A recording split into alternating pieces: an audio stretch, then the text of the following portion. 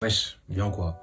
Aujourd'hui on va parler du manga culte Neon Genesis Evangelion. Carrément cette vidéo elle aura une problématique qui sera l'humain. Être sociable ou solitaire errant, parce que en effet, les interactions sociales c'est le sujet principal d'Evangelion. Du coup, cette vidéo elle aura trois axes principaux. D'abord, je vais parler du contexte de cet animé parce qu'il est plutôt intéressant. Ensuite, je vais parler de l'anime en lui-même. Et enfin, je vais expliquer quelques trucs parce que Evangelion c'est pas facile à suivre franchement. Alors, Neon Genesis Evangelion, plus communément appelé Evangelion, est un animé original, c'est-à-dire que ce n'est pas un manga adapté en animé. L'œuvre a directement été pensée pour être un animé. Cet animé a été adulé par la critique, qu'elle soit nippone ou internationale, notamment pour la qualité de son animation et la profondeur de son histoire. Cet animé a inspiré de nombreux mangas et animés. Personnellement, lorsque j'ai regardé Evangelion, j'ai tout de suite ressenti à quel point c'était une source d'inspiration dans l'univers des mangas et de la japanimation. Mais bref, vous savez que le respect des délais et des budgets est un gros problème pour les studios d'animation japonais, et Evangelion est l'un des exemples qui met le plus en évidence ce gros dysfonctionnement de l'industrie de l'animation japonaise. Il y a littéralement des plans fixes de 30 secondes qui ne sont pas animés. Et le pire, c'est le personnage de Gendo Ikari. Afin de ne pas avoir à animer ses mouvements de lèvres, dans l'animé, il a tout le temps ses mains devant sa bouche lorsqu'il parle, à tel point que la Gendo pose est devenue un mème sur internet. Cet animé a deux fins car la fin initialement prévue pour les deux derniers épisodes a été refusée à cause de la censure et du budget. Du coup, les épisodes 25 et 26 représentent la première fin de l'animé. À la suite de ça, le studio Gainax a sorti deux films qui devaient être la vraie fin d'Evangelion. Le premier, Death, qui résume en un peu plus d'une heure les 24 premiers épisodes d'Evangelion. Et le deuxième film, Rebirth, qui devait finir Evangelion, mais à cause des problèmes de délai, encore une fois, finalement ce film va reprendre une partie de l'épisode 25 et le début de la vraie fin d'Evangelion, The End of Evangelion. Du coup, on peut voir que les délais et le budget étaient de réels problèmes pour cet animé, et le pire dans cette histoire, c'est que Evangelion était un animé à succès. Du coup, maintenant, on va passer à l'intrigue d'Evangelion. En l'an 2000, le monde a été bouleversé par un événement qu'on appelle le Second Impact. Cet événement a causé la mort de 2 milliards de personnes, et l'histoire se déroule 15 ans plus tard. Des anges, forme de vie supérieure, viennent envahir la Terre. Shinji, le personnage principal, est désigné pour être pilote de l'EVA 01, un robot humanoïde qui permet de se confronter aux anges. Il intègre donc la NERV,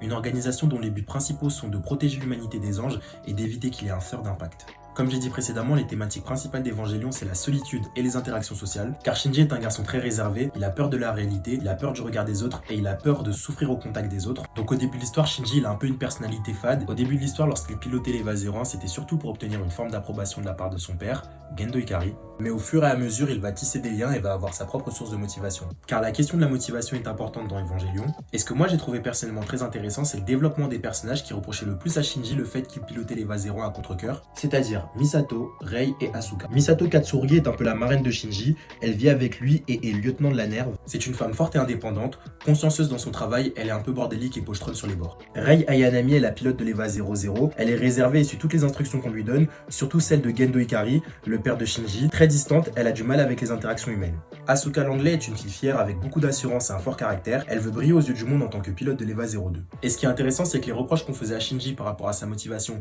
peuvent s'appliquer à elle aussi. Misato recherche de la compagnie et de l'affection, elle en vient même à se demander si elle pourrait être avec n'importe qui tant qu'elle n'a pas la sensation d'être seule. Rei est surtout importante pour l'intrigue, mais à force de suivre les directives qu'on lui donne, elle se questionne sur qui elle est vraiment, puisqu'elle ne fait que suivre ce qu'on lui dit de faire. En plus, elle le fait en partie pour être bien vue par Gendo Ikari. Et le plus intéressant, le développement d'Asuka, car elle en vient à haïr tout son entourage, parce que les personnes de son entourage sont soit les gens qui sont à l'origine de ses séquelles antérieures, soit les gens qu'elle côtoie aujourd'hui qui sont le reflet de ses échecs actuels. Mais au final, elle se haït surtout elle-même pour ne pas avoir été capable d'obtenir ce que les autres ont. Dans Evangelion, on a de réelles questions qui sont posées par rapport à la solitude et notre rapport à la société, mais c'est pas explicite. Pour le voir, faut vraiment être attentif au développement des personnages. Par exemple, à un moment, Kaiji dit à Shinji qu'il croit comprendre son père, mais qu'il ne le comprend pas vraiment, car on ne peut même pas totalement se comprendre soi-même. Du coup, on fait de notre mieux pour comprendre les autres et soi-même. Il y a aussi le moment où Shinji a une conversation avec lui-même, et son lui intérieur lui dit qu'il existe une infinité de Shinji. Le premier de ces Shinji est celui qu'il est réellement, mais chaque personne a une perception différente de Shinji, et tous ces Shinji sont de vrais lui. L'une des conclusions de cet animé est le fait que l'humain se sente seul par nature, et qu'il ne peut vivre qu'en groupe,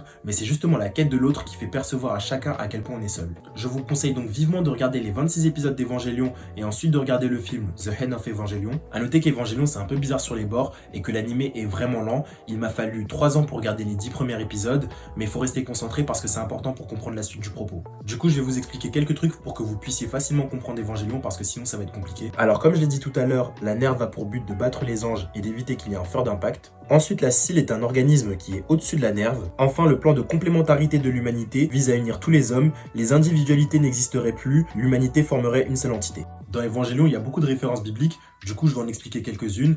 Par exemple, lorsqu'on parle d'anges, d'Adam et de Lilith, Ce sont censés être les vrais personnages de la Bible. Pour le personnage de Lilith, ça dépend des interprétations, mais selon la tradition juive, ce serait une femme démon qui serait possiblement la première femme d'Adam avant Ève. Dans l'animé, les manuscrits de la mer morte sont mentionnés à plusieurs reprises. Ces manuscrits ont été découverts pendant les années 50. C'est l'une des plus grandes découvertes archéologiques de l'histoire, car ce sont les plus vieux textes manuscrits de la Bible hébraïque connus à ce jour. Les textes les plus anciens des manuscrits de la mer morte datent du 3e siècle avant Jésus-Christ, alors qu'avant cette découverte, les plus vieux textes écrits de la Bible hébraïque dataient du Moyen-Âge. Enfin, la lance Longinus, aussi appelée Sainte Lance, serait la lance qui aurait perforé la partie droite du torse de Jésus lors de sa crucifixion. Bon, du coup, je vous ai donné le mode d'emploi pour regarder Evangelion. C'est tout pour moi. Salam. N'oublie pas de t'abonner à la chaîne YouTube, de liker et de partager. En plus de ça, Atelier Manga est présent sur les réseaux sociaux. Il y a des quiz, des articles, des débats et plein d'autres choses intéressantes.